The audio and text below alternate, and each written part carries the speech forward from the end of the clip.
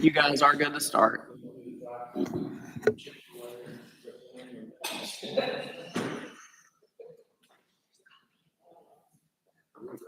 You're good to start. Yep. Just make sure your mics are on.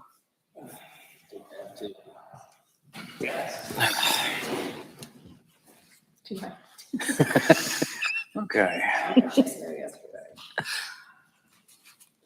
All right. I'd like to call the wayfinding and branding Village of Marvin meeting to order. I show today, October 25th. Time is 9:06. We have a full quorum. Thank you for all being here. Do we have any? I didn't get a agenda. Is there anything other than just that? No. Okay, so there's really nothing to change since we're having a meeting.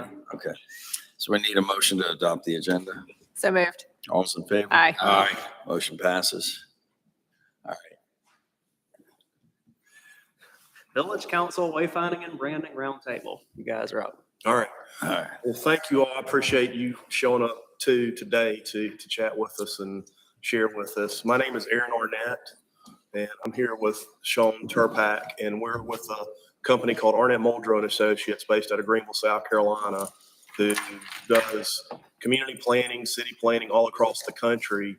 Number of different things that we do, but one of our specialties is community branding and building community identities. And that's what we're doing here, along with the wayfinding plan. Ultimately, really, particularly this first part, I'm going to share with you some examples of what we've done in other places. But this first part, and this conversation in particular, is going to be about the character of Marvin and what makes Marvin a special place. And again, that will mean a lot more when I share with you some of the potential outcomes that'll come out of this project. But before we get into that, if you wouldn't mind, if we could just kind of go around the room, and if you could quickly introduce yourself and give me one word that best describes what you cherish most about Marvin. And we'll start over here. Andy, what from Village Council? One word.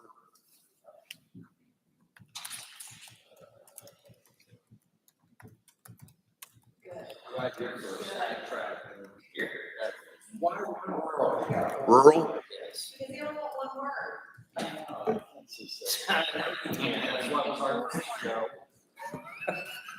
Bob Margulies, Christine. Joe Polino, Village of Marvin Mayor. I gotta say that because you always take my spot. One word.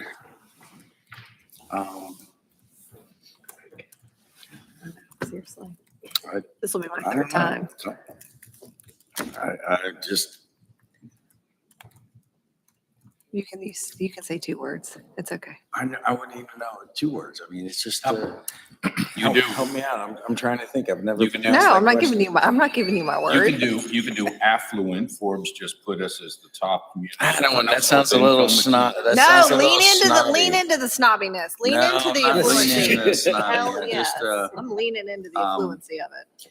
It's, I It's just think it's a word. comfortable. I like that. That's what he gave us. Comfortable. Okay. Kim Vandenberg, Mayor Pro Tem. This will be my third Yeah, this is the third roundtable. word, Yes. Oh, so you've done this before? Yeah, I've done it twice. The one word thing? Yeah. That's fine. Community. I'm gonna keep my word. Okay. Jamie Lyon, council member. Quaint. Wayne Deathridge, council member, progressive. Awesome.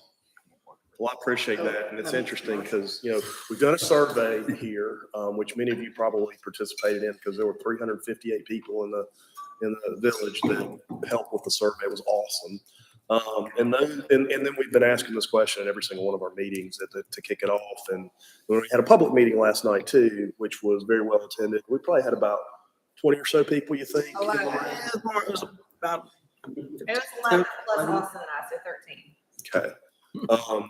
But it was a good conversation, and those comments, particularly about community and comfortable and rural, would come up quite a bit. And long conversations about that yesterday, about how you are rural, how you've kind of sustain that in the growth of Union County and the greater Charlotte area. And you've protected that. And I think that truly is a huge part of what, your identity happens to be. And if you can look to your peers around you and see that, they may have some of those values and characteristics, but something about it is not quite like what you all have done here in Marvin. So like I mentioned, what I wanted to do is share with you a little bit about what potential outcomes would be here. And I'll show you some communities where we've done similar work. And then after that, I'm just want to shut the presentation down, and then we'll just have just a casual conversation about community character and identity for Marvin. So we do this all across the country.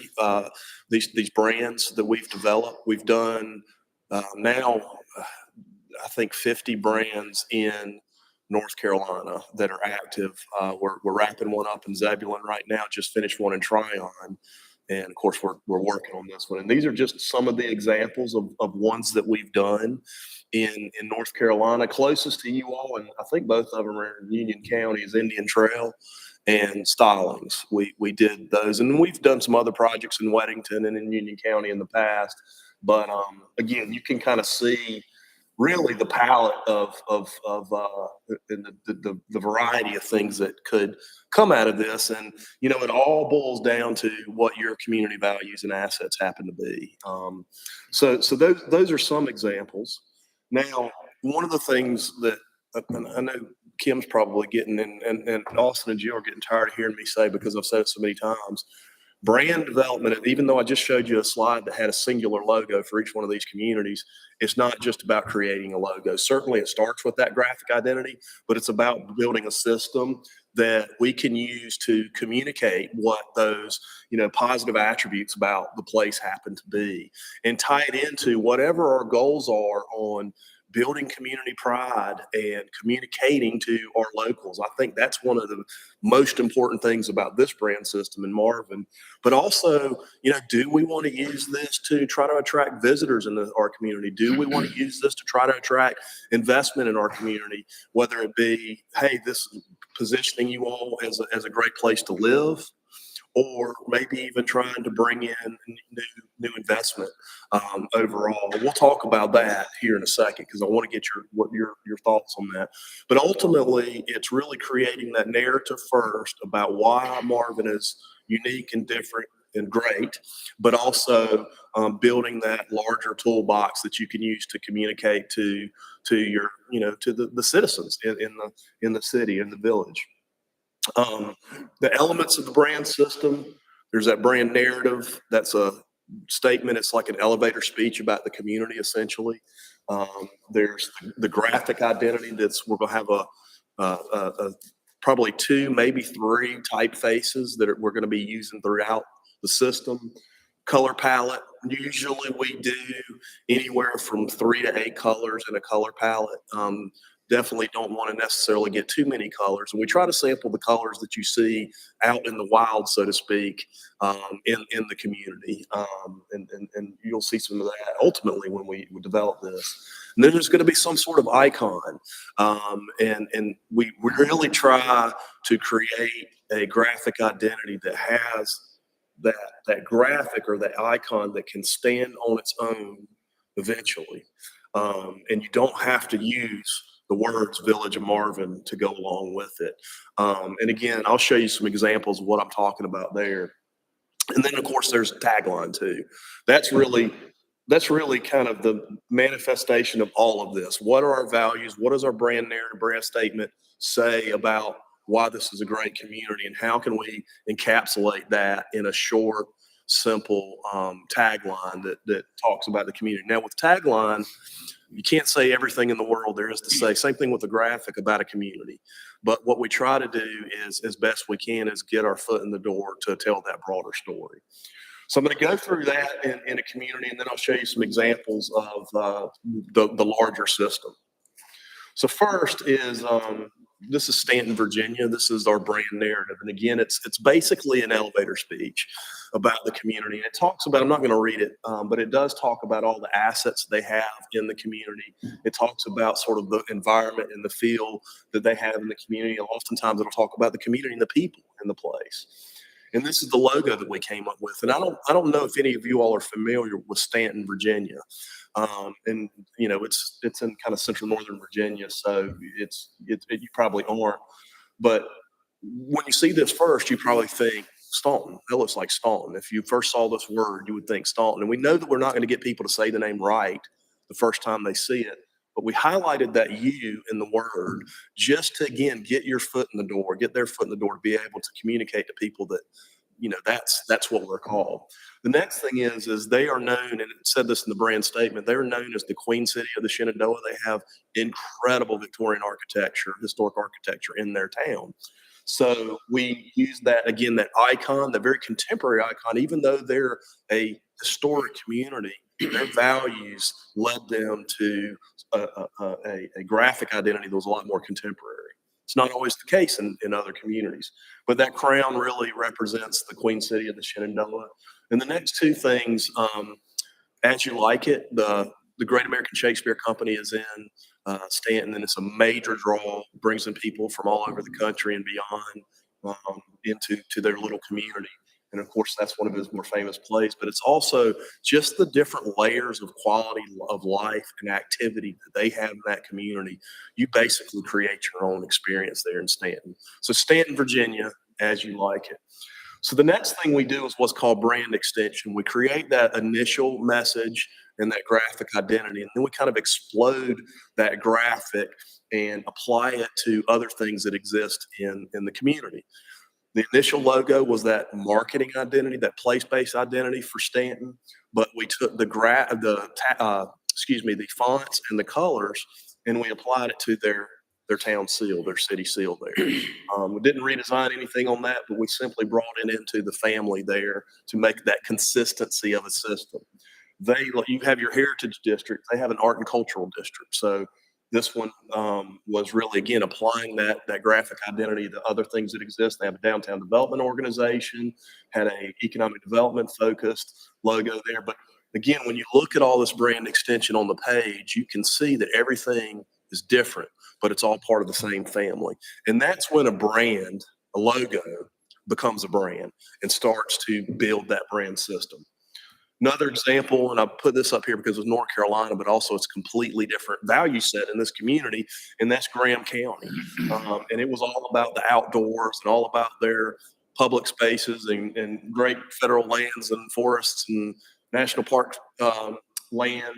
So the graphic identity really was to reflect those old, like 40s and 50s era WPA posters that we'd see. And then you can see how the brand extension, that overall style of that logo was applied to the city of Fontana Dam, the town of Robbinsville, and then a number of their events that they have into the community. So again, it starts with that main logo, but then the brand builds as we do brand extension. And then finally, this is where every community is different, and it all depends on what your specific needs happen to be. There certainly are some things that we do in every community, but again, the final deliverables tend to be, community focused and what your needs happen to be. So it might be Newberry, South Carolina. They had this growing arts community, so helping them create an arts calendar there. This is Smith River Small Towns, a collection of old mill towns, textile and furniture near Martinsville. And these were brochures and brochure covers of tools that they were using to help communicate their history and heritage there in the place. There's Marketing Collateral. This is a regional brand that we did in Southwest Virginia. It's about 19, or I forget how many counties there are, but it's a massive part of Virginia. This was a tourism focused brand, but there was a lot of products that came out of it, from t-shirts to jackets to even the cycling jerseys and water bottles. Really, you could apply your brand to anything under the sun, and it's pretty easy to do that, produce that actually. And the great thing about it is your residents in your community can wear this and show their community pride. if somebody comes here and has a great experience at some event that you have at Eford Park, they could buy a shirt or a hat and take it home with them wherever they happen to live and continue to spread the word about Marvin being a great place. And you can even, I know y'all don't have a huge business community, but a lot of times we encourage our clients to say, let our businesses sell these things for profit, and again, they can help do some of the legwork of getting the brand out there in the wild. Environmental graphics, wayfinding, and signage, which I'm going to show you an example of in a second, is part of environmental graphics, but that's when you see it out again in the wild. This is Hendersonville. This is also where that icon I was talking about before you can see come out.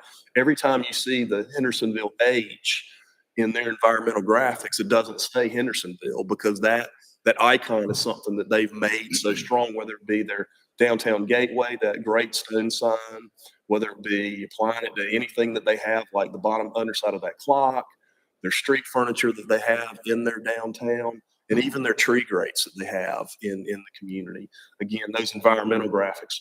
Part of that also is vehicle graphics. We saw the truck out there with the village seal on it.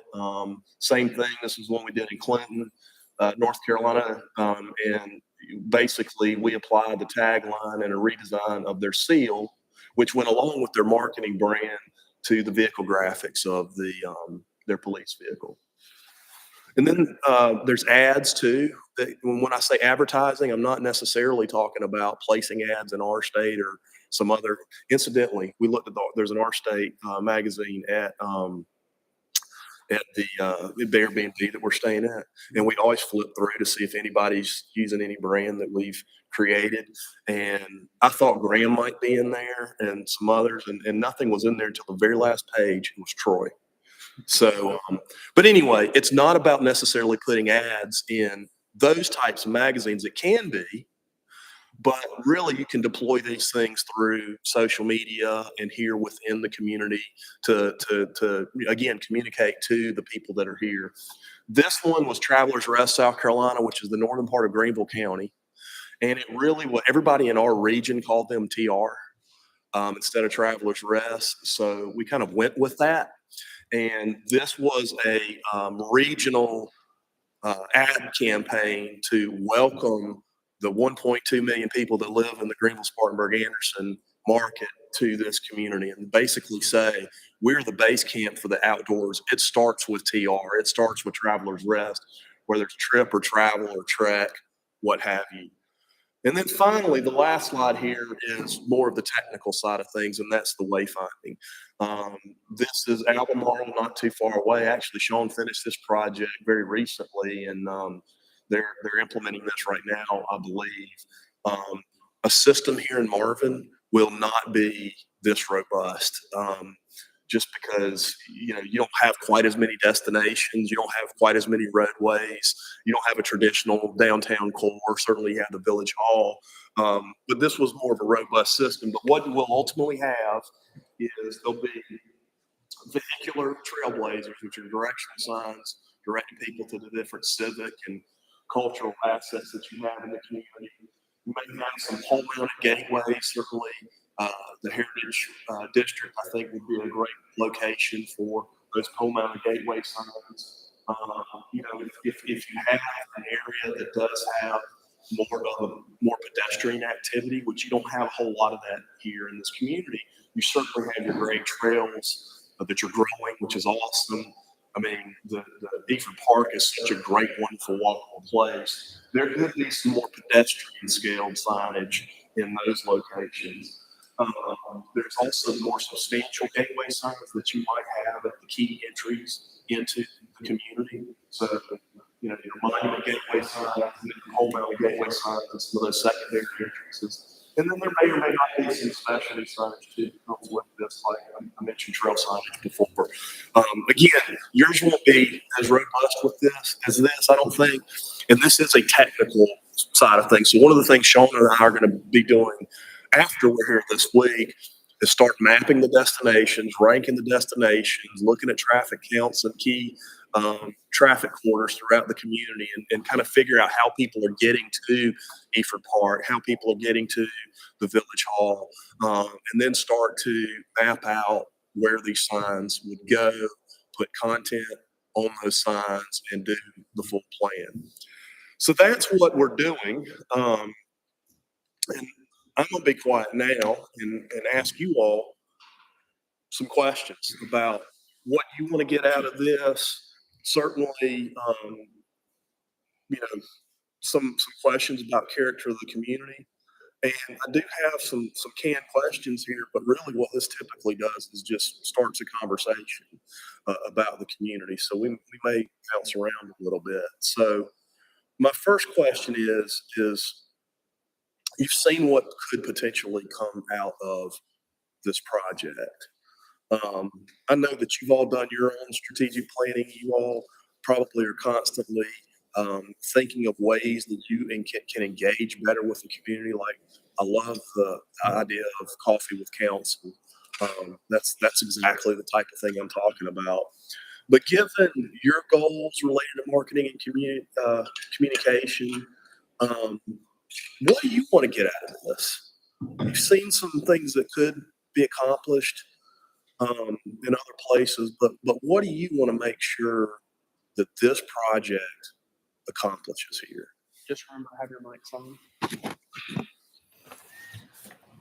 I would, obviously, if I'm going to go first without a vote, is identity, really understanding who Marvin is, and I'd like to somehow incorporate, I think the big miss, and a lot of people move here and have no idea, is the history.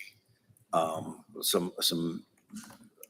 major event that happened 100 years ago that is just foretelling about what kind of community we are, and so just more of an identity and a little bit of the history. I like the idea of the trails. I'd almost like to see, because there is a long-term goal of connecting all the neighborhoods and stuff, but I'd like to see mile markers on trails. Everyone I know has the iPhone or whatever, and they know how much they're running, but it's just for that person who's walking around, they know they're doing 2 miles or whatever it is in their standard walk. The interesting thing is about that too, you could just about merge those two things. And I've seen this in other places to where there's those great trails and they have these mile markers, but they also have either, and then this can get expensive, interpretive panels that talk about nature, Yes. things that you're experiencing there, but also the history of the community. Mm-hmm. Or you could set it up with QR codes, and people could, at mile one, they could, point their phone at the QR code, and it'll go to, the history of the community, or it'll go to a narrative about the Methodist Church or something like that. So, yeah, those are great ideas. Easily done. I see it right up the road. If anyone of you walked on where Trader Joe's is, if you go on those walking paths, you'll come up on kind of little placards of like maybe a bird or whatever, describing the bird. But you could do just about anything, including if we ever get to the walkways that we envision potentially along the Heritage District.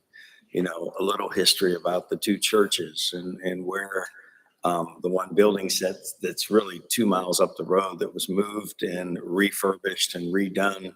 And it sits just outside of Marvin, I guess the boundary of Marvin. But, there's just so much history here. And I think creating that in the pathways, because I think we're a fairly active community, so you see a lot of people out walking or riding bikes, whatever. It's just that connectability and having something for that when they're either walking or riding, that type of thing. That's great. Any other thoughts about things you want to get out of this? Joe kind of touched on it, and the whole time, what I was thinking of is we're known as a sleeper community. If you ask people of Marvin what they like about Marvin, they like the neighborhoods, and they like but they don't. Do we really know who we are? That's the reason we started Marvin Day. So we should we should remind people to, and visitors and the people that are here, creating those markers of, like Joe said, the churches over here, that there should be a marker that people at some time or another says, what is on that? I need to know what that is. I need to know when was Marvin founded? What is the history of Marvin? If you go into, if you drive through the state of North Carolina, you see these markers and and it's up there and it's a historic marker. It's whatever the case may be, where people learn about their community. Because if you put them up and you put that information on there, I guarantee you 99% of the people will read it and learn something from it Right. that live here or that come here because they don't know. And I think we got to start. I think Gene Stowe has started that, but it hasn't grabbed traction yet. But when we put those out there, we should have a marker at Eford Park that explains Eford Park. What is it all about? How did we come up with the name Eford? How did we come up with this? How did we come up with Marvin? So to me, it's and the process in doing that should be almost like that marker has been there for 50 years. Got it. And this organically kind of comes together and pushes because right now we have a heritage district, but there's nothing there. Yeah. But as we grow that heritage district and things start to come together, there should be recognition of how it came about, what it's about. Because again, we don't know who Marvin is right now. And if I were to add to that, not just history doesn't have to be old. History No. can be new. Like, why did we want the trail system? Who were the people that were on planning board and council back then that started the trail system for Marvin to create community? There's nothing wrong with that, even though we're fairly new community since 1995, but it's something that you could add as far as that I see it. I do have a question. Like examples of taglines, I saw you gave one for like Stallings and Indian Trail. Do you happen to know those offhand? Stallings was, Indian Trail was crossing paths. Crossing. And it had to do with the trail, and it had to do with what you were just mentioning too. Indian Trail has some similarities to you all in that a lot of the growth, if not 99.99% of their growth, is coming out of Mecklenburg County and Charlotte and all of that. People who work there and live in Indian Trail who also are connected to the community, like you were mentioning. I think there's a lot more connection here, but also based on what you mentioned too. Somebody mentioned and put it. What you said differently yesterday, said we need to introduce Marvin to the people that live here. So that was part of it. And there was a little bit, I wouldn't necessarily call Indian Trail at the time. That was probably about 10 years ago we did that. A diverse place, but they were a diverse community in that people came from all over, and they were having these interactions in their destinations, like their park, like your Eford Park. That's where people were meeting each other that lived in Indian Trail for the first time. So that's the whole idea of crossing paths is that we're growing, we're a bit of a melting pot, the trail and Indian Trail. Stallings. On the seal, they have Charlotte's backyard. Which was their, incidentally, that was their tagline they were using before, and we were required to keep that. So, And the one we added was how home should feel. Okay. So I assume, just an assumption, that none of these are like trademarked or because we looked into at one point trademarking the village of Marvin, because communities or neighborhoods were, even though they were in Waxhaw unincorporated, we have businesses using Marvin as a part of their business only, and there's a reason. I mean, obviously people want to be a part of it for what, but they're not really. So I think there was a time we looked at it, and I don't know where it ended up. If it just got too. it wasn't viable. We- Can't yeah, trade- we- we can't basically trade. Can't do We it. say Okay. Marvin Orthodontics, and they're not even working, but Yeah. it's Marvin Orthodontics, how do we? Yeah, hard to do that, but I just was But curious if any of It's a good question because sometimes you can absolutely trademark both the graphic and the tagline. One of the first things that we do is we make sure we throw out, South Georgia accent there, throw out as far of a net as we can around the region to see other communities, municipalities, taglines, graphics, as well as here, the neighborhoods, as you mentioned, their graphics and taglines, because we don't want to do something that is already happening in the community. And then the tagline side of thing, again, the graphic, we have had a few communities that have chosen to trademark that. And we've done this over 600 times, this project across the country. And it is something you can do, not the Village of Marvin, that's a different animal, but a graphic and a tagline, you can absolutely do that. In fact, whatever tagline we come up with, we're going to go to the database of this TESS, and I forget what it stands for. We're basically going to check on trademarks to make sure nobody has the tagline we're coming up with. You can do that. It's entirely up to the community.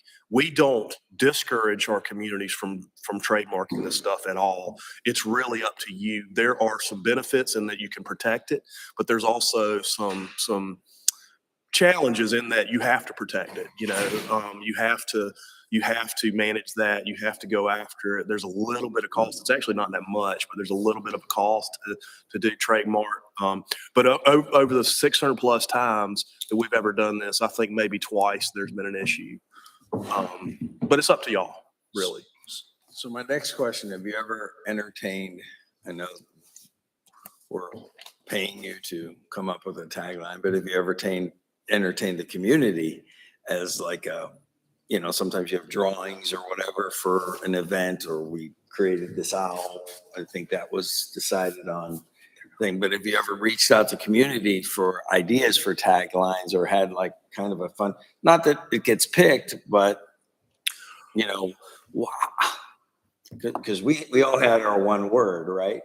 But if you had a chance to say a couple words in the tagline and you make it sort of a contest between, kids taking I'll it at tell school. you on that, just kind of our professional opinion here. First, we've gotten so far, even though we've really just kind of started this project, tons of public input, whether it be the survey, whether it be the roundtables that we've been having the last couple of days, or even the public meeting last night. And there will be opportunity for when we come up with some ideas, the locals to react to it and give us some thoughts on how we might change or revise or enhance. But we really do discourage communities from doing the contest route, because what happens is this is a creative project, and you're absolutely right. Everybody has their one word, and where there's some similarities that kind of rise to the top when that one word or their values about the place. Sometimes there's going to be difference of opinions. And I can tell you that whatever we do come up with here, it's impossible for us to satisfy everybody in a community. The most important people, frankly, to get behind this, again, to buy into it. Certainly we want the public to buy into it. So I'm not discounting that, but in terms of the final say about what we use and what we do, knowing that that's all been based on this public engagement that's been happening throughout this process, are the people that are going to be deploying it. Because really, like Nike, let's use that as an example. The Nike's graphic is about the simplest brand graphic logo. When they came up with it, it didn't mean anything at all. Nobody really knew what it was, but they made it mean something over time. Same thing with the tagline of "Just Do It." Like, they've had numerous taglines, but that's probably the most famous one there. Didn't mean anything until they deployed it. And now it's one of the most, worldwide known brand identities that's out there. But we don't like contests, especially with graphics, because what you get in with the graphics is there might be a really cool, awesome idea. And then through these contests or, that type of a process, it'll get watered down over and over again because trying to please everybody, if that makes sense. So we've probably a couple of times have had that happen in our communities. And I will say the end results typically aren't as good as the initial results from our perspective. So just a thought there. Yeah, and I agree with you, because one of the things you have a contest and it almost feels like you're obligated to use that. However, I've always said ideas are free, and you just don't know if someone comes up with a great little tagline for Marvin and it wasn't you that did it. I mean, it doesn't really matter. Interestingly, one of the questions that we asked on the survey was tagline, and there's lots of examples. Last night there were some really good examples of taglines that came up as well. So yeah, I mean, it's definitely something that's out there and been discussed. I mean, But you're right too. I mean, I think about the most recent one that comes to mind is Washington Commanders, the football team. They did a contest to select the name of the team, put it out there, and then they ended up using a name that wasn't even part of the contest. Yeah. And that wouldn't surprise me, but I mean, it's just. I mean, I'm all about getting the community involved, but the community's not a professional at this. They are. I would much rather allow for the public input. People come and give their suggestions. We've had multiple opportunities, including the survey. And if you didn't participate, that's on you. And you guys, And that's your job. And we have, That's why we're paying you the big as you all know, bucks. because y'all appointed them, we do have a steering committee of, local citizens that are, and stakeholders that are helping us out. And then, as I mentioned, that design, the designs that we come up with, there will be an opportunity for the public to react to it and give their input, which will lead to revisions and enhancements as well. So One of the things, and this may be outside of what we're doing, but I think it does have an element to it. When someone says, okay, what's your address? My address is blah, blah, blah, blah, Waxhaw, North Carolina. And it drives me crazy because I'm proud to be someone from Marvin. Now, I know we're not going to get into the post office business. I realize that. But this is important because we should still be able to say, when someone asks us our address, it's Marvin, North Carolina, and we should establish a precedent of that. And the people that don't live in Marvin, which are right across the street, should continue to say Waxhaw. So I think this has a underlying effect to it as well, because we should be able to say. And I think that's part of the community pride that we're trying to build with having this brand. Right, Because exactly. people are like, well, I mean, I don't know where I live. Well, you should. And if you don't, then if you're in Marvin, we need to help you identify that.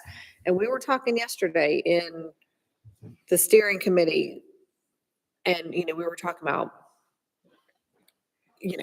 people that live here are more affluent than most communities. We have very nice houses, very large yards, and so when I said lean into the affluency of it, we should be proud of our community. I'm not saying, I mean, I did say yesterday we should put a big dollar sign on the thing, but I was joking. But we've been named the most. Oh, you were affluent- joking? We got to start over. I started over. I know it was the big gate with the dollar sign. Yeah. But we should lead. I mean, we've been the most affluent community in North Carolina for however many years running. We shouldn't shy away from the fact that we should be proud of our community. We should be proud of that's one reason that people move here. They move here because they can get a bigger house on a bigger lot. Yes, the schools I think are probably actually the main reason people move here, but I don't think we should shy away from that. I feel like we need to, and not in a snotty way, but just as a sense of pride. So I don't know if this is something you as a company can help us with, or you as a clerk can help us with, but I would challenge each and every one of you right now to go home and pull up starts with the county, pull up your deed Guess what it says? This is wax on It says wax on it. And they said it should be changed. Technically, it should be. So maybe that's part of the confusion when you are doing all your document signing. You look at where it says you live. It says you live in Wax. And again, I don't know how, my point was there's a very strong underlying current to this that somehow we can tie into that because it infuriates me when someone says, what is your address? And I go, and I got to say Waxhaw because it then correctly, not that if you put Marvin, North Carolina, it doesn't, It's it's in still. the post office it's as still- Waxhaw and Marvin for the Yeah. zip code. So if you put Marvin, North Carolina. Right, But I'm just saying on it's your deed, recognized. on your deed, Right. everybody's We- deed says Wax. But it's recognized. So the importance of branding Marvin and having the brand exposed to the community where, and we need to let the community know, once this is branded and put out there, that when you give your address, Yeah. I'm gonna say Marvin. And most times when I'm filling Yeah. something out, I'll put Marvin. Yeah. Because I want to. I think that's a great point, and that's something that, that we don't see that often. We work on similar, well, actually it was a downtown master plan in Granite Quarry, North Carolina, and they don't have a zip code. Their zip code is Salisbury. And so that happens, particularly more so in growing areas like yours. Granite Quarry is not really a growing area. I mean, it is, but it's not like this area. But I think that both what y'all are talking about is really kind of hitting the nail on the head, but particularly, Kim, what you said too about community pride, build that community pride to where everybody knows if they live in Marvin or if they live in Waxhaw and the value of living in Marvin and the prestige of living in Marvin. So one of the things that there are people that come up to me all the time, say, yeah, we live in Marvin. And I go, well, what neighborhood? And they tell you the neighborhood and they go, yeah, but I hate to be the bearer of bad news. You don't live in Marvin. But there should be a sense of, we always come up with things. What differentiates us from, why would you want to join Marvin? Well, you know what, quite honestly, I want to put Marvin on my address. That should be a pride point of Right. saying, it may seem light, but from now on, when you put your address, you don't put Marvin, you put Waxhaw. And our tagline, our tagline could be, we're not Waxhaw. and I'm not, and that's nothing. I've been quoted to say But that's that we're nothing. not That's Gastonia nothing. before.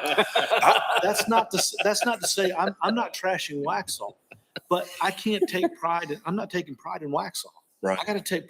We are a sleeper community, and we need you to bring us out of the bedroom. This system will help do exactly what you're talking about here, especially since, and that's leading to my next question, but especially since my gut tells me that community pride and communicating the value of living in Marvin is one of the primary purposes of this system that we're talking about here.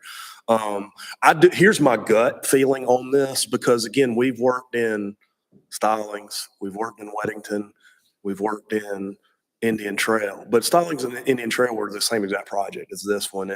And I know from those two communities, and I know from other communities around Charlotte where we've done this, and around other urban areas where we've done this, to where my gut tells me here, and I think it goes back to what you said, Kim, that people move here to Marvin for a reason.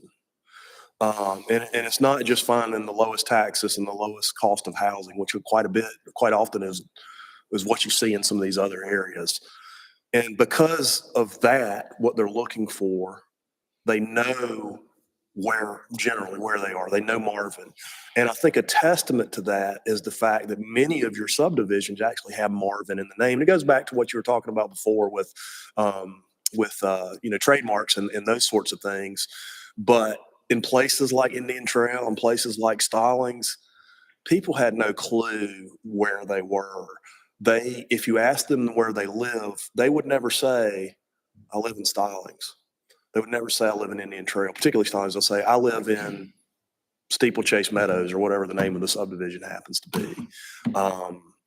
But I think here, I think that, yes, that is important. That's what we need to do. I think that you all have more of a foundation for us to build on that than some of your other communities.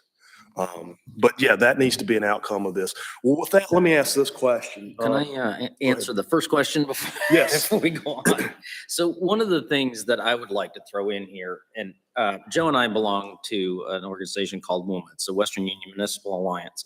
And one of the topics that we've been talking about lately with that is getting the people that live in all of our municipalities to spend more time in our municipalities and spend their money and spend their energies within their communities. Because what we've found is that a lot of these people who live on the South Carolina state line and the Mecklenburg County line spend a lot of their time and money in those other areas rather than in Union County and support Union County as a whole. And as all of us have recognized, we need to support Union County so that we can get the votes, the money, all of the things to continue to build on the infrastructure that is needed in Western Union County. And I think that Marvin should be, from my own standpoint, should be a leader in that crusade, if you will, to try to bring some more recognition to Western Union County, to get our people to pay attention to where they live versus spending all their time and money in another county or another state. That's. I think that's a great comment, and you know that some of the things that we're hitting on right here, right now, is introducing Marvin to the residents, interpreting our heritage, educating people that live here about Marvin. That sense of pride that needs to be cooked into what we're doing here. That taking it even further to Western Union County and getting people to recognize their municipalities, spend more time in their municipalities, spend money in their municipalities. All of that, and I've kind of alluded to this before, there's different layers of messaging. All of that is internal messaging. We're communicating first and foremost to the people that live in our community, and then external marketing is secondary. Yes, sir. Well, I was going to ask you, I'm going to make this a form of question then to the council. What their ideas are, but you asked, what would they like to get out of this ultimately? Just as a background, I was part of the Main Street program for the National Trust Historic Preservation. I was a manager, downtown manager in Utah. For a small town. I remember Hendersonville, North Carolina. It was like the main street. They couldn't stop winning. I mean, they were winning all for their logos, their catchiness. And when you go to an environment like that, you see at these conventions, national conventions, you see all that you were showing there. You were showing one state, but you see the whole United States of America, and everything was cute. It was all into that, like looking at logos. And we had to develop a logo for, our town, which we did through basically a printer who was just like, we were taking a round table, what we'd like to see, shapes, that sort of thing. Ultimately, I guess what I would like to see is incorporating everything that we were talking about here, is I was real excited about this whole thing, in that I would love to see the parameters of Marvin. So like what Jamie was saying, have a brand that when you come in and over the water, on Marvin Road, boom, you see a beautiful sign that says, like for example, not quite, but the Las Vegas sign, without a doubt. You go into Las Vegas, here we are, we're in Vegas. Or if you're coming through Newtown Road from South Carolina. I was really excited about seeing a brand and a symbol that said, you've arrived, and actually put guidelines on each ends. Because we're working on trying to fix the donut holes. But the question I have for the council is, I always thought this logo I thought it was neat. I thought it kind of identified us. And are we looking to replace this logo with something newer and fresher? Or as I was looking at what you were doing, are we looking to kind of keep this as the seal and come up with like something that would go on marketing brochures? You want me to answer this? Go ahead. Okay, so, thought we were paying them. we are, but again, this is my, this She is knows my she knows third what my go. answer's gonna be. This is my third go around. Yeah. So when we talked to the steering committee yesterday morning, we were mostly focused on like logo, tagline type stuff. But then we started talking about the seal. And someone made a very good point that we are still a very young community. Like we have a lot of history, but Marvin, like as a community, is Mhm. still very young. And looking at at the seal, is that really what we are? Are we really horses in a golf course, like in the churches? Or as we said yesterday, religion, golf, horses? So what we said was take a stab at redoing the seal. We may not change it, but take a stab at it. Just see what you come up with. See, like, kind of after you've gone through all of this, Mhm. take a stab at it. And if we don't like it, then that's fine. But so it's more logo, brand, tagline type stuff, but we just said take a stab at the seal too. Let me Okay. ask you this then. If we're not horses, golf course, and churches, what are we? Because those are the three major elements of this. That's what we're trying to figure out. That's what Well, I said. that's my, We have but that's my point. we Those are have the a three horseshoe major with three elements of this roundabouts. village. So what else would be? That's what we're trying to figure out. That's what all this is about. And again, I'm not a professional at this kind of stuff. I'm a professional at a lot of stuff. This I mean, isn't maybe it. building on it, but my personal thought is I wouldn't change the seal. Maybe for branding, I might build on and Well, add to. and but we may that's not our we may core. not have to, but is it like are we religion? I mean, we have two churches. Well, Who we goes have to these two churches churches in a besides Jamie? tiny little town. Well, You know, I know, it's but pretty I'm just prominent. And if I could expand on that too, maybe clarify our what we feel our role is here. You know, I'd mentioned earlier about Stanton, Virginia, and how we have a marketing logo. And then a couple slides later, I showed the town Right. seal, which we did not touch. There. Now, it's a really cool town seal. Sometimes we go into a community, we're working in Zebulon right now, and I don't mind saying this, when they told us, everybody on council to staff to the community said, y'all got to redesign this seal. So sometimes we're told, hey, we love it, just try to work it in the system. Other times, like Zebulon, it's we got to have something else. And then other times it's somewhere in between. And that's kind of what I think Kim's talking about. And our approach to this, and hopefully this will clarify, is we approach it kind of like universities. And so a typical university is going to have an official graphic that represents the academic functions of the university, like Appalachian State University there. Or in the case of, let's say UNC has the well logo on their graphic. And then they also have an athletic identity, the Mountaineers and the Block A there, or in UNC's case, the Tar Heel. The reason why they're two different logos is because they have a very different marketing function. You know, if UNC has a horrible football season, they don't want that to impact people's perception of the academics there. But when you look at them on the same page, they share that similar colors and typefaces. So they're all part of the same family. We approach communities the same way, where we do feel strongly that you don't need to have one singular graphic that serves everything. You need to have that official seal or that official graphic that represents the local government, like in Troy, the seal there. And then you need to have that more softer marketing graphic that you can use to communicate to the residents and maybe if it's necessary, the people on the outside. That's the way they approach it. But as Kim said, here's what we're doing with y'all.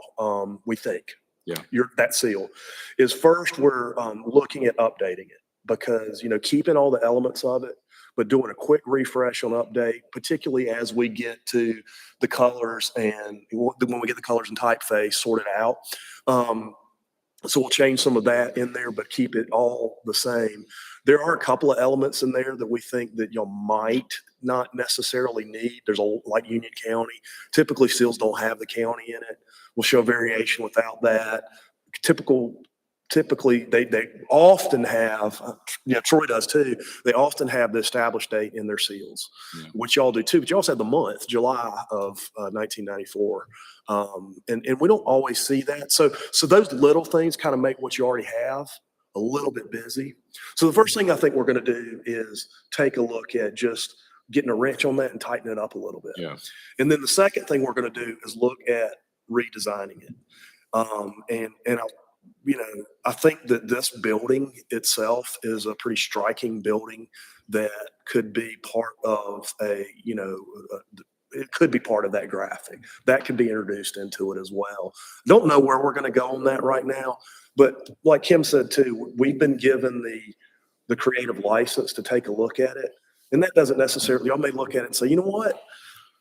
I don't know that I necessarily like this. We want to keep our old one, except maybe have a variation like in Stanton that takes our old logo, our current seal, and just applies our word type that we're using to it. And that's fine. If that's the answer when we get through with this, perfectly fine. But that's what we think we're doing here. Yeah. If that makes sense. It's really a fascinating thing, and I appreciate you sharing that because, when I was watching the Johnny Depp Amber Heard trial, and you couldn't help. Sidebar. Yeah. You couldn't miss the seal for the state of Virginia, which is what looks like a Roman figure with his foot on a dead guy, It's actually, And a lady, and it's got one of her breasts is uncovered in that seal, which is okay, yeah. And I'm sitting, I was staring at that logo, and to your point of what you're showing here, in fact, of Stanton, you're showing that shield, looks like so what I'm getting at is, as the one with Troy, where you've got this obtuse kind of seal going back to it, where you're showing the city of Troy. Yeah, it'll come up in a second. But, everybody knows what I was talking about. But you look at the city of Troy and you look at the governmental seal, and it's like, what is that? That looks like a harp. That doesn't describe us at all. The other is like what we got, the other side, the marketing piece, which is the two churches. So, it can be for two seals. I agree with Kim that, maybe there could be something that could be tweaked, I think we've got some decent ideas that y'all will like. And like I said, worst case scenario, and I'm sorry I unplugged this because now it's not cooperating with me, but not worst case scenario. I shouldn't say that, but last case scenario, if it's something that doesn't necessarily work, we can either say, y'all can say, you know what, I like this, but let's do this change to it. Or you can say, let's just stick with it. And then we do the word type like we did in Stanton. So the point, the end goal is like the university analogy, is we want to make sure that these two pieces of the puzzle that we create work together. And that's where brand happens right there. So, and I'm sorry I keep unplugging this because I can't take notes and have my presentation going at the same time. I want to get back to living in Marvin, and I've lived here for 6 years. I lived in the area for over 40. When I moved here, I got my driver's license. I told the lady in the driver's license department, I live in Marvin. She said, as long as you live within the city limits, you can have that on your license. Mm-hmm. When people call me and they ask me if I live in Waxhaw, I said no, and I hang up. Because you got obviously the wrong person. But what the rules say, the only place or anything that will make you use Waxhaw is the Board of Elections. Yes, it is. That is annoying too. They will not let you put Marvin down. Everybody else, you can say that I live in Marvin. If you look on the internet now, Waxhaw says Marvin, North Carolina. As far as where the town hall is, it says Marvin. It doesn't say Waxhaw or anything else. And like was mentioned earlier, the good thing is, and I checked on the USPS website, your zip code, Marvin, is an accepted name for that zip code. It is. for sure. So, well, next question is, it came up a good bit, and y'all, as I mentioned before, you all are different than most places. One of the first comments that came up last night was like, some of the examples you're showing are tourism based. Some of the examples you're showing are towns like traditional Main Street communities, for example, that have a center core and a historic core. The comment was made, which was true. The comment was made that we don't want, from this person, we don't want to market to the outside. We don't want to bring in tourists. We don't want to bring in new investment. And that very well may be the right answer. I don't know. But I will tell you this. I know, as we've talked about, from Sense Supply and introducing Marvin to the residents and more time in the municipality and all that stuff we've been talking about, I do think that that's the anchor of what we need to do. My question for you is, what, if any, external marketing messaging needs to be part of this, whether it's inviting people to our community from the outside, whether to be new residents, that's an external marketing message, come here and live. External marketing message might be, hey, we're having this great trick-or-treat event. We're going out to all of Western Union County, and we're throwing that net, and we're trying to invite you all to come into this area to enjoy our event. Or maybe it's an external market message on, as we continue to try to realize the vision of our heritage district, that external marketing message might be trying to position this area for investment that fits your vision that you've established for that area. So that's some examples of some external marketing message. What's your take on that? Is there a need for us to think about that as we're building the system here, from a visitor standpoint, from a recruiting investment standpoint, whether it be new residents or whether it be new investment that we might have in the heritage district? I think, for the Heritage District development, I think that's great to bring in outside, but do we, and is that a perpetual thing? Because once the Heritage District is built, it's built, and it's not and as projects go, like, it's huge to us, but it's not really a huge project. There's only so much that can be done there. So, but from an outside marketing perspective, I mean, we are pretty much built out for communities, unless the only outside, I think, other than the Heritage District to bring in investment is to annex communities that are adjacent to us. And this is a huge campaign that we've been trying to work on because of the obvious, we have huge donut holes within our village. So, using external marketing to help us annex communities is huge for us.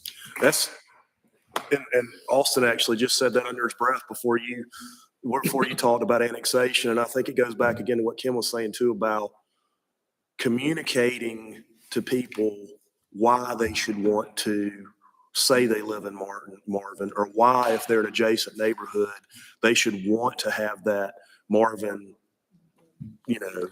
address, so to speak. So that's a good point. I hear that loud and clear. And that's interesting, because that's not a typical external marketing message that we have to cook into a project like this. But again, that goes to the fact that y'all are just so different than other places as well. That's a great answer. Again, I think it goes back to pride and identity more so than anything, from my view of it, because we are who we are, but people don't know who we are. This is a prime example of the old marketing adage, is you sell the smoke, not the steak. And people that are here, we just need to get who we are. And know and take pride in who we are. We're not trying to grow this. We're not trying to develop this huge metropolitan area. We're trying to just keep it quaint. My word was, we're trying to keep it quaint, but we need the people here to know and take pride in who they are. And back to Andy's point, we need to make the people that don't live here and are not in Marvin know that they're not in Marvin.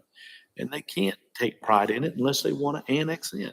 Yeah. So this is identity and pride. Yeah. And the cool thing is about that, and that narrative, there's a lot of overlap of, if not 100% overlap of communicating to the people that live in Marvin, reintroducing Marvin, whether it's the heritage of the community or the events that we have, Marvin to the residents of Marvin, because it's all about quality of life and assets that we have here. Overlap with, you may live just outside of Marvin. Here's why you should be part of Marvin. And again, that message is a lot of the same things that we're going to say. So, and it all comes down to pride and understanding who we are and that identity, just like you say. So, Yeah, I don't think we're a destination. However, I went to that Waxhaw event. They had what's coming, and you know, and what's keeping people here too. The truth is, none of our youth are coming back, is what they're saying. And it's all documented and stuff, and it's like, okay, what? I said, you can't hear, so leave. Nice. It might not be nice, but it's true. But it's like all these different things. What's going to bring people back to our community, or especially the youth and stuff? Or what is the draw here that people come? But in the overall region, we have a variety of different things, whether it's the whitewater rafting or, you know, whatever Charlotte and this area is known for. But we're not necessarily trying to your point, grow this. We're trying to just identify it. Well, I mean, a prime example is we've got a building that 1 million people go by all the time, Crane Store. Mhm. There's a huge significance about the Crane Store. That was the epicenter of everything Union County happened right there. People look at it as a broken down building, and why is it there? And why don't we do something with it? Or Why don't we knock it down? yeah, why don't we knock it down? But there should be, again, there's a marker there that says that this is why this is here. This is why you should be proud of Marvin and why it's here. So again, it just goes back to pride, and people just don't realize what Marvin is and who Marvin is. Just on your experience, can you inadvertently, like that Andy was bringing up about, Western Union, Western Union County, can you inadvertently be a diss towards the rest of the county by saying, for example, the diamond of Western? no, I don't think so. I mean, we do have to, particularly with taglines, and which is kind of what you're talking about there, we have to be careful of taglines that may have double meanings to them. Yeah. So Sean was telling an example yesterday when we were talking about this. Our town, Greenville, South Carolina, is a really cool town. I love it. It's a great place, and they've, particularly with their downtown and Main Street, they've done a lot to really improve that area. And it's just really, it is definitely the diamond in upstate South Carolina. But there's a Greenville in every state. One in North Carolina, one in Georgia. I mean, literally, there's a Greenville in every state. And so their tourism tagline is, yeah, that Greenville. # yeah, that Greenville. And the idea is, whenever you're talking about Greenville, you're talking about us, our town, because we're the one that people really gravitate to, the one that we want to be. And we're not that Greenville of old that you think about as an old textile community and all of that. Yeah, we're that Greenville. And it's not one that I particularly care for myself, but most people do. Most people love it. But there's also the other side of that coin. Like if you're sitting there and you're on Woodruff Road and you're in traffic that happens, seems like 24 hours a day, it's the last place you want to be. The people always say, yeah, that Greenville, the negative side of it. Or if something bad happens in the community, it's like, yeah, that Greenville, that sort of thing. So we have to be careful of that more internally, that we don't have that double meaning. We have absolutely used the region, or maybe even another community adjacent to them as a modifier, but we also have to be careful with that, not for putting down the other area, but more so for putting them above us, if that makes sense. So examples of where we have used it is that regional, it's a different animal because it's a regional brand, not a community brand. That regional one for Virginia, their tagline is a different side of Virginia. And there's a lot of reasons for that. When people think about Virginia, they think about Tricorn Hats. They think about the great history that Virginia has and really owns this country's history. But Southwest Virginia, the other side of Virginia, is where they have outdoor out assets and recreation and a heritage that's completely different than Northern Virginia, but is, it's the other side of Virginia. So sometimes we do that. Sometimes we use secondary taglines that not the main tagline that puts you in a region.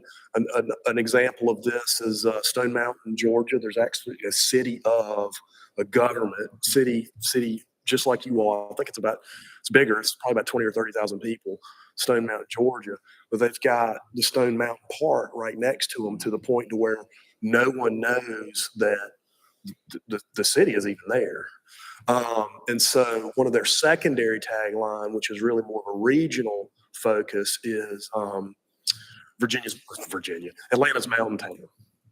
So again, I hope that answers your question. No, it doesn't. I like what Jamie was saying, was if we're looking to identify with pride where we live as opposed to attracting people, then, I was thinking of a tagline like normally what people would use is a place to call home.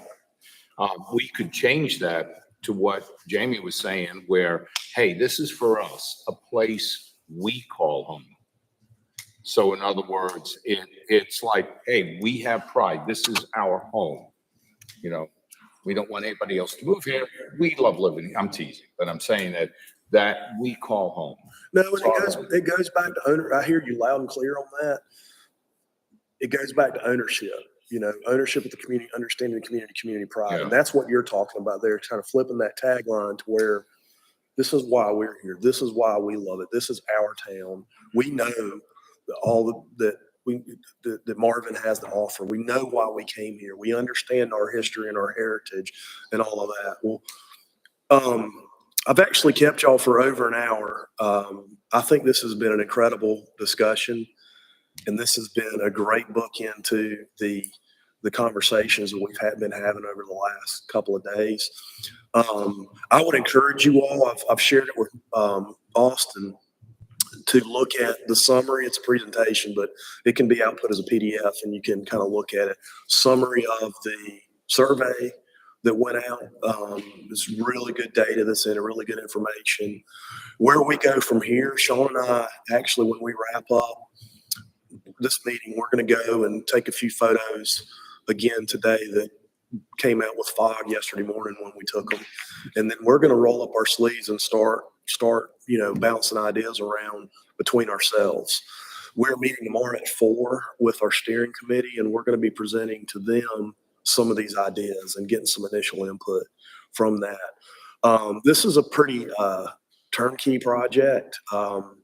It's not going to take months and months and months. We hope to go through some revisions and from the steering committee to sharing it with you all and getting your input to revisions to final product, probably in a month to 6 weeks or so. So it's a short process. So even though we're wrapping up here, you're going to see the results of these conversations really, really soon. But again, I really appreciate y'all's time and sharing with me today. Can I make one last thing? And I know you're already on it. I just want to make sure I say, as you're looking at doing this and putting all this information together, I know we talked about the Heritage District. I'm hoping and I believe that you're looking at this in a prism that projects forward. That even though you don't see the Heritage District as a place where people want to come and do other, do things, and you start to look at your wayfinding, the directional things that I know that we can always add to what we're doing, but I'm just hoping that we do look forward instead of where we're at today, because I think this whole entire council believe that this is not what we're set on right now. We're looking 10, 15 years ahead and what this can be, because we shouldn't sit here and just be complacent on where we're at. That's definitely, I think, our position as well. You know, we want to imagine. Yeah. No.